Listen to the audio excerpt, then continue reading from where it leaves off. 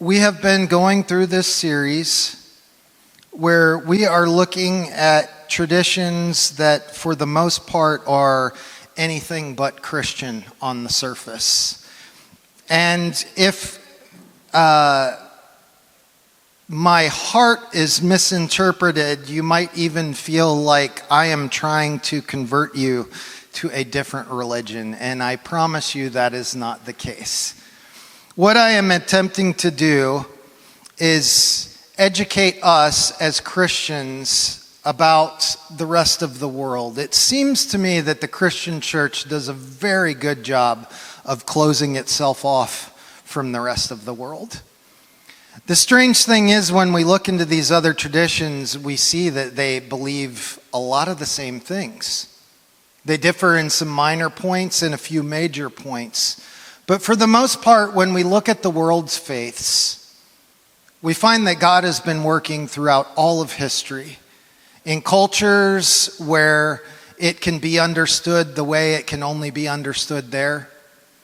In doctrines and beliefs that have evolved over time, some from people's religious trauma, others out of altruism and love.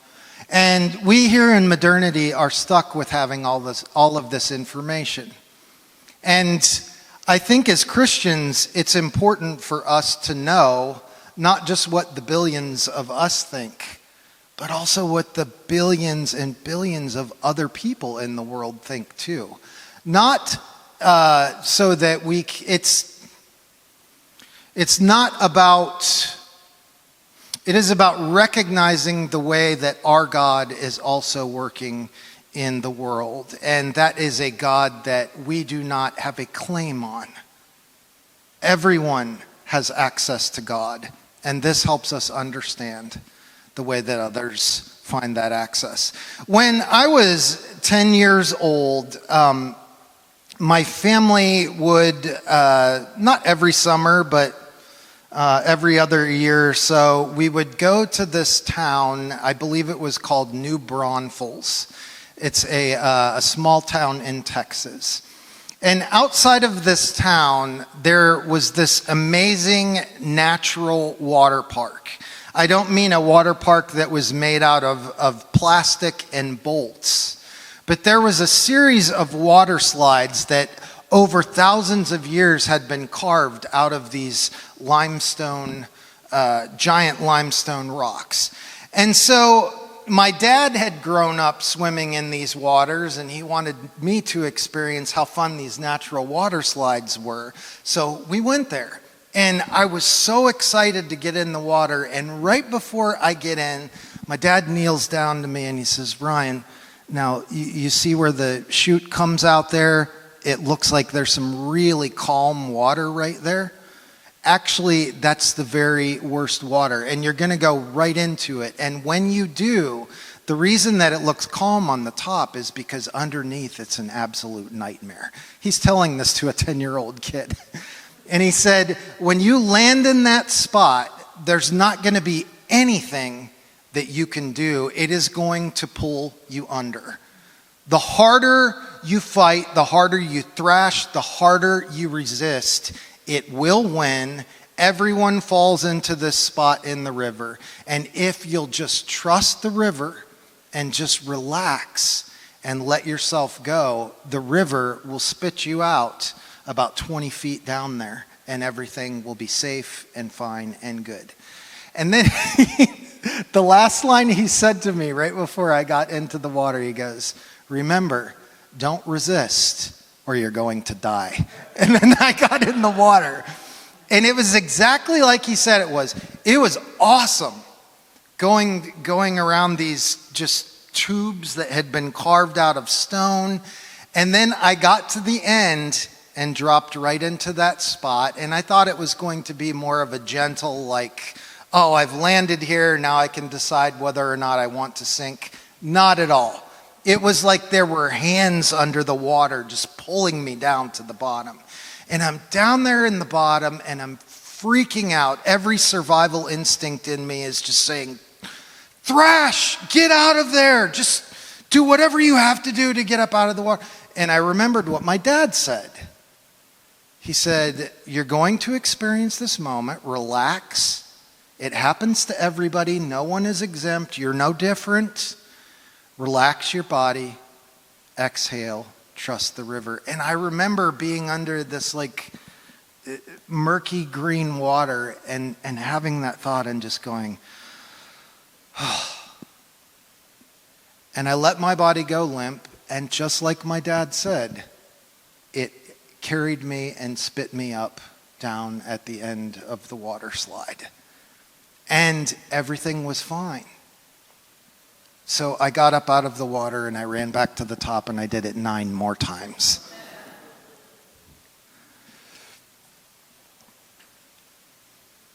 Sometimes the most powerful thing you can do, sometimes the greatest example of your authority as a child of God is to trust the river.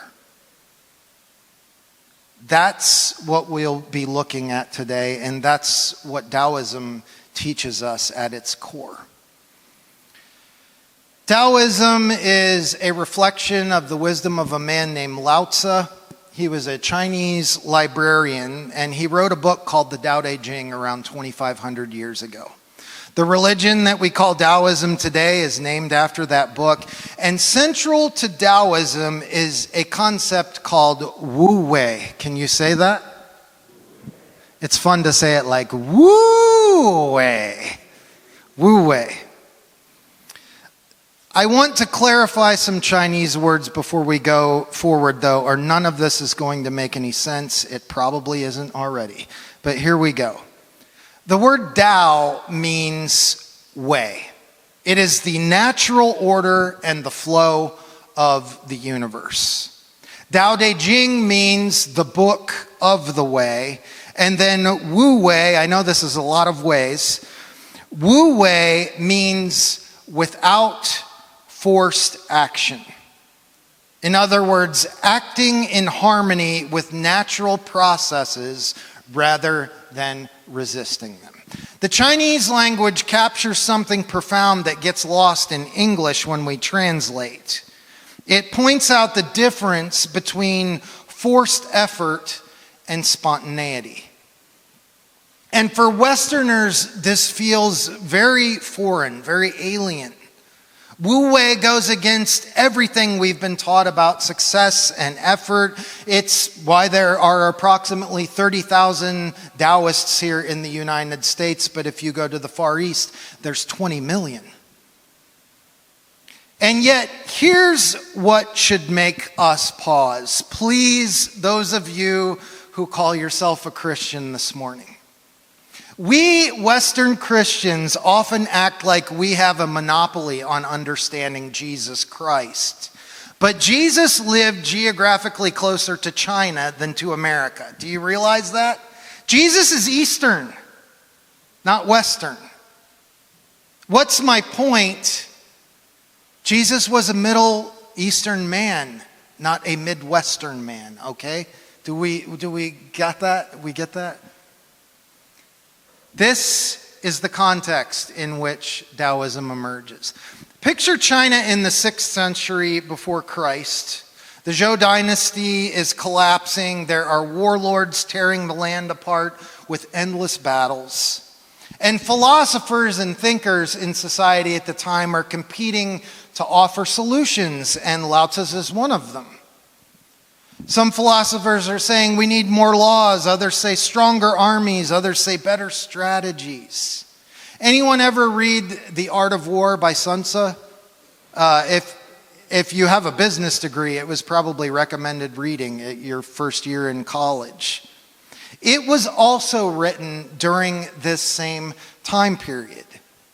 And where the Tao Te Ching teaches a return to the natural rhythms of life and nature, the Art of War, in contrast, advocates strategic deception, tactical advantage.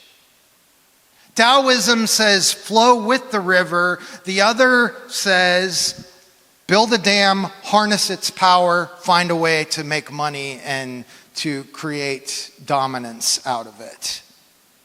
And so Lao Tzu, this retired clerk, is one of these many voices of the time. And as he watches civilization eating itself alive, he makes a disturbing diagnosis. The world is the way that it is because we have gotten out of sync with the natural rhythm of things.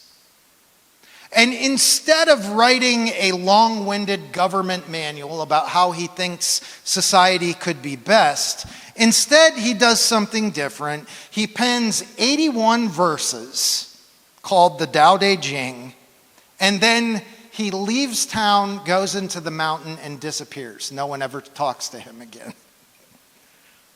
And here is one of the many things he wrote in the Tao. Think about this at the time period he was living in. Center your country in the Tao, and evil will have no power. Not that it isn't there, but you'll be able to step out of its way. When a country obtains great power, it becomes like the sea. The more powerful it grows, the greater the need for humility. If a nation is centered in the Tao, if it nourishes its own people and doesn't meddle in the affairs of others, it will be a light to all nations of the world. Wow. So today, here we are in a Christian church. As I said at the beginning, there's a giant, inspiring, slightly terrifying image of Jesus Christ behind me, triumphant. What does any of this have to do with Jesus? Where is our God in these ideas? Well, let me give you just a few examples, and if you want a long list, I'm happy to give them to you. We see this at work in the Jesus who allows himself to be captured, though he had the power to resist. We see it in the Jesus who says, "Learn from me, for I am gentle and humble in heart, and in me you will find rest for your souls." We see this in the Jesus who calls the weak and the foolish instead of the competent, simply because the weak and the foolish were the ones who showed up. This isn't divine indifference. This is wu-wei. The idea that forced solutions aren't always solutions. More often than not, they're problems. When we force things, they break. And the lesson of the Tao, one of the major lessons in the life of Jesus, is that we do have the choice to be still. We have the power to say no. We have the power to refrain from forcing things, so much so that we break them. We have the ability to live more from presence than we do. When you leave this place today, you will no doubt be faced with situations where every instinct in you is telling you to do something about it. Fix something, control something, make it happen. But before you act, can you learn to pause and ask, will my effort actually help this situation, or will it just make me feel better about being helpless? Sometimes the answer will be to fight, yes. But equally, sometimes it will be to surrender. And it is wisdom to know the difference here.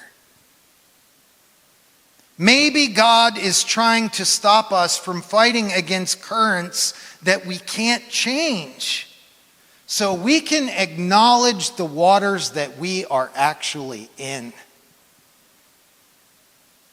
Maybe it means trusting that something larger than our efforts is holding the world together.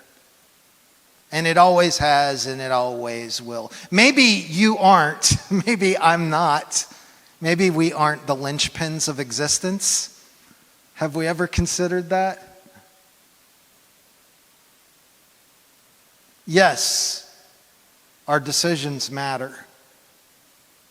But we often place more emphasis on the decisions about career, money, and stuff, and less on these tiny decisions of not forcing it in all the small things.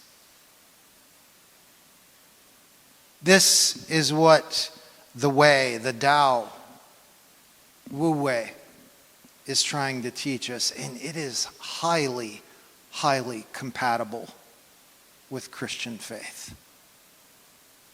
We see Jesus embodying this principle, even though it's in a different language, a different culture, a different time period.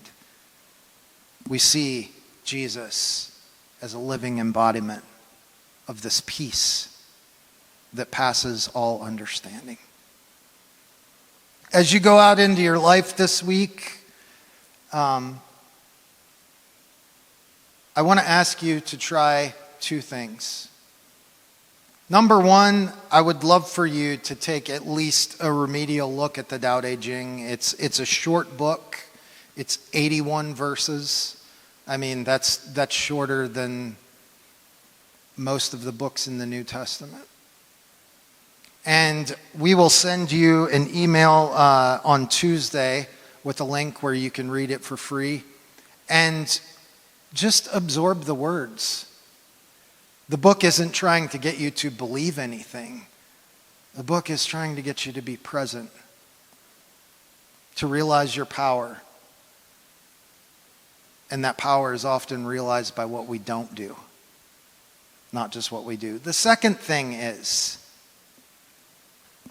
in the areas of resistance that we live in our lives, constant resistance.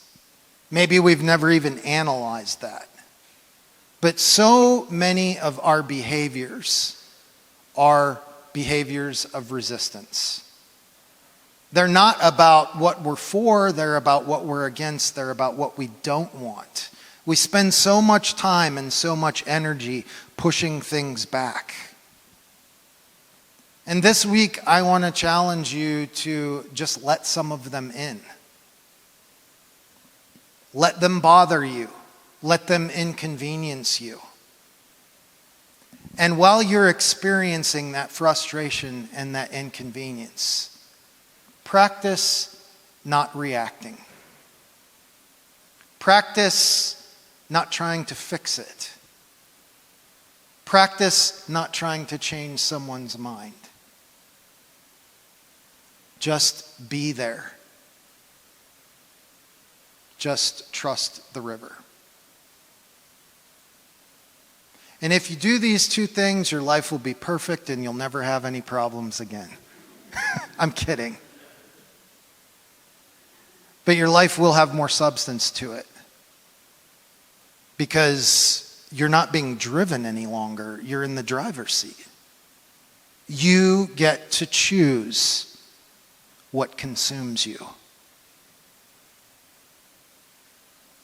Thus endeth today's lesson.